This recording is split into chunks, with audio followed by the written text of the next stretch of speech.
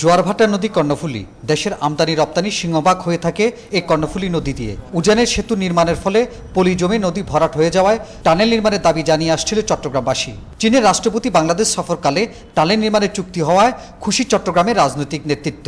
তারা মনে করেন এর ফলে দক্ষিণ চট্টগ্রামে নতুন সম্ভাবনার দ্বার খুলে যাবে।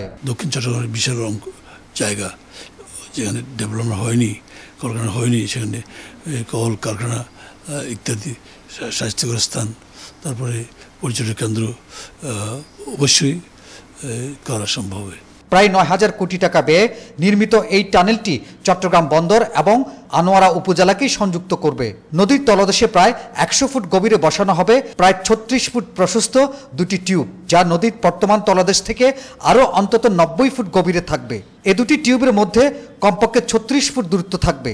আর গাড়ি চলাচলের জন্য যে দুটি লেন হবে, প্রতিটি প্রশস্ত হবে ৩.৬৬ মিটার। টানেল নির্মাণের কারণে চট্টগ্রামের ব্যবসা বাণিজ্য ও অর্থনীতির আমূল পরিবর্তন ঘটবে বলে মনে করেন এই তরুণ শিল্পোদ্যোক্তা। চায়নার সাথে আমাদের যে এখন যে রুটটা, এই টানেলটা এই রুটের সাথে সংযোগ হয়ে আমাদের পুরো ব্যবসায় এক্সপোর্ট এবং ইম্পোর্টের ক্ষেত্রে একটি অভূতপূর্ব সম্ভাবনার দ্বার খুলে দেবে। চুক্তি অনুযায়ী দ্রুত টানেল নির্মাণের কাজ শেষ হবে, এমনটাই প্রত্যাশা শিল্পপতি, ব্যবসায়ী ও বিনিয়োগকারীদের। হাসান ফেরদৌস, ২১ টেলিভিশন, চট্টগ্রাম।